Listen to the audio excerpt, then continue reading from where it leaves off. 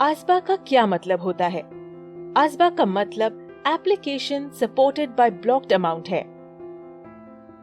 ये एक प्रोसेस है जहां आईपीओ में एप्लीकेंट का पैसा उसके बैंक अकाउंट से उस वक्त तक डेबिट और इशुअर्स के अकाउंट में क्रेडिट नहीं होता है जब तक अलॉटमेंट फाइनलाइज नहीं हो जाए।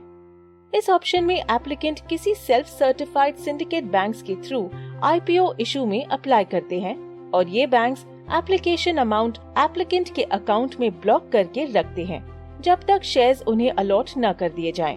अगर एप्लीकेशन को विड्रॉ कर लिया गया या अलॉटमेंट में उन्हें शेयर्स नहीं इशू किए गए तो उनके पैसे रिफंड कर दिए जाते हैं। इस प्रोसेस में एप्लीकेंट को ट्रेडिशनल तरीके से चेक या डिमांड ड्राफ्ट जमा करने की जरूरत नहीं होती है।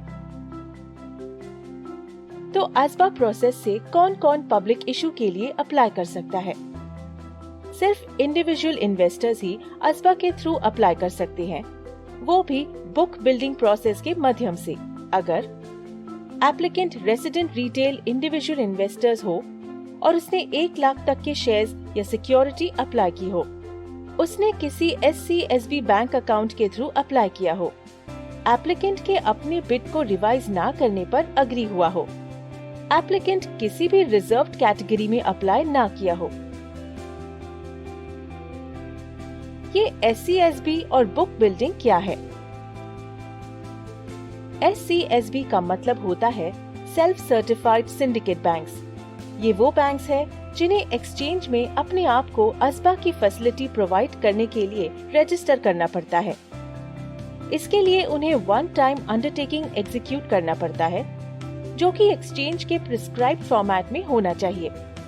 जब भी कोई कंपनी पब्लिक को शेयर्स इशू करते हैं, चाहे आईपीओ या एफपीओ, तब वो अपने शेयर्स के लिए प्राइस फिक्स कर देते हैं या एक प्राइस रेंज फिक्स कर देती है और उसी रेंज में एप्लीकेंट को अप्लाई करना पड़ता है। जब कंपनी अपने पब्लिक इशू में प्राइस रेंज फिक्स कर देती है तो उसे ही बुक बिल्डिंग मेथड कहते हैं। याद रहे कि आसबा की फैसिलिटी सिर्फ बुक बिल्डिंग इशू पर ही है, जो रिटेल इंडिविजुअल इन्वेस्टर्स को यूनिफॉर्म पेमेंट ऑप्शन प्रोवाइड करती है। क्या आसबा के प्रोसेस में कुछ बेनिफिट्स भी हैं? हाँ, बेनिफिट्स हैं। अगर पब्लिक इशू में एप्लीकेंट टू शेयर्स अलॉट नहीं हुई तो उनके पैसे का रिफंड का कोई टेंशन नहीं रहता है। एप्लीकेंट को उनके ब्लॉक्ड अमाउंट पर इंटरेस्ट मिलता रहता है अगर ये अकाउंट इंटरेस्ट बेयरिंग हो। एप्लीकेंट जाने पहचाने इंटरमीडियरी यानी उनके बैंक के साथ इस मैटर में डील करते हैं। इसमें आप यूपीआई यूनिफाइड पेमेंट इंटरफेस के माध्यम से भी पेमेंट कर सकते हैं। इसका एप्लीकेशन फॉर्म बहुत ही सिंपल होता है। एप्लीकेंट इसे बहुत ही आसानी के साथ फिल कर सकते हैं। अच्छा, आसबा की और कुछ इम्पोर्टेंट बातें बताएं। सेबी सर्कुलर नो CIR या CFT या पॉलिसी सेल बाय 11/2015 डेटेड नवंबर 10, 2015 के मुताबिक सभी पब्लिक इशू को 1 Jan 2016 से ओपन होगा। उसके लिए रिटेल इंडिविजुअल इन्वेस्टर्स एप्लीकेशन के लिए सिर्फ आसबा प्लेटफॉर्म का इस्तेमाल कर सकते हैं। आसबा एप्लीकेशन SCSB या उनके डेजिग्नेटेड ब्रांचेस में सबमिट की जा सकती है। आसबा फॉर्म मैन्युअली और इलेक्ट्रॉनिकली भी सबमिट की जा सकती है। आसबा एप्लीकेशन SCSB के उन ब्रांच में सबमिट करना होगा जहां इन्वेस्टर्स अपना अकाउंट ब्लॉक करना चाहते हैं।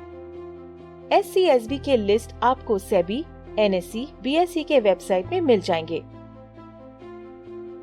क्या होगा अगर आसबा बिड रिजेक्ट या विड्रॉ कर लिया जाए? इन्वेस्टर्स अपनी आसबा बिड को एप्लीकेशन के थ्रू विड्रॉ कर सकते हैं जहां उन्होंने अपना आसबा एप्लीकेशन सबमिट किया था। विड्रॉल के समय उन्हें एप्लीकेशन नंबर और TRS transaction registration slip number mention करना पड़ेगा।